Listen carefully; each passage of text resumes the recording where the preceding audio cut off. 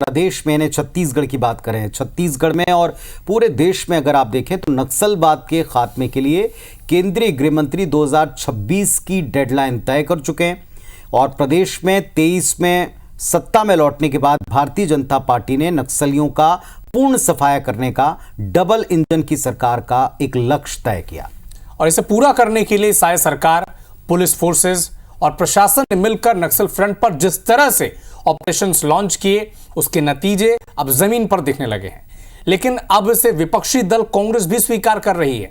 कानून व्यवस्था पर सरकार को कोसने वाला विपक्ष और उनके नेता अब ये मान रहे हैं कि टारगेटेड एनकाउंटर के वजह से प्रदेश में नक्सलियों के पैर उखड़ रहे हैं।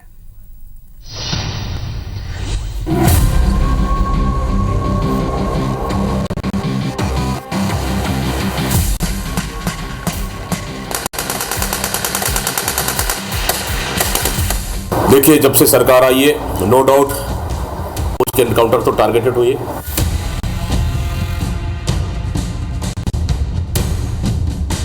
सुना आपने, बदहाल कानून व्यवस्था के आरोपों के साथ प्रदेश की बीजेपी सरकार को कोसने वाले विपक्षी दल कांग्रेस के प्रदेश अध्यक्ष दीपक बैज खुलकर ये स्वीकार कर रहे हैं कि प्रदेश में साय सरकार के आने के बाद बस्तर में टारगेटेड एनकाउंटर बढ़े हैं, जिसका असर दिख रहा है। लेकिन साथ ही वो केंद्र की मोदी सरकार के नक्सलवाद के खात्मे की डेडलाइन आगे बढ़ाने पर तंज भी कसते सुनाई पड़े। जाहिर है, पीसीसी चीफ के इस बयान को सत्तासीन बीजेपी ने हाथों हाथ लिया। बीजेपी प्रदेश महामंत्री संजय श्रीवास्तव ने कांग्रेस पर पलटवार करते हुए कहा कि आखिरकार दीपक बैज ने विष्णु के सुशासन पर मोहर लगा ही दी।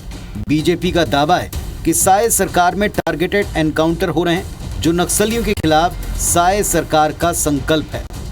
देखिए, जब से सरकार आई है नो डाउट कुछ के एनकाउंटर तो टारगेटेड हुई है। टारगेटेड एनकाउंटर हो, हमें उस पर कोई आपत्ति नहीं है, लेकिन फेक एनकाउंटर पे बिल्कुल भी कांग्रेस सहमत नहीं है। बीजेपी की सरकार के समय नक्सलियों को मार गिराया गया, यह अंततः आज दीपक बैज जी ने भी स्वीकार किया और यही विश्वदेव शाह का सुशासन है और यही नक्सलियों के खिलाफ में हमारा दृढ़ संकल्प है कि अब नक्सली बचेंगे नहीं।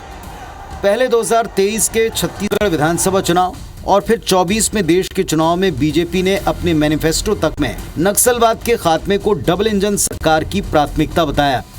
प्रचार के दौर में प्रधानमंत्री नरेंद्र मोदी से लेकर गृह मंत्री अमित शाह तक मार्च 2026 तक नक्सलवाद के खात्मे का दावा कर चुके हैं। ये भी सच है कि साय सरकार बनने के बाद 2024 में जनवरी से अब तक नक्सलियों की सफाई की दिशा में फोर्सेस को कई कामयाबियां मिली। एनकाउंटर में ढेर नक्सली गिरफ्तार और सरेंडर करने वाले नक्सलियों के आंकड़े बताते हैं कि सरकार और फोर्सेस सही दिशा में काम कर रहे हैं, जिसे विपक्ष भी अब खारिज नहीं कर पा रहा। लेकिन गाहे बगाहे फेक एनकाउंटर का जिक्र कर सरकार को घेरने का प्रयास भी करता है।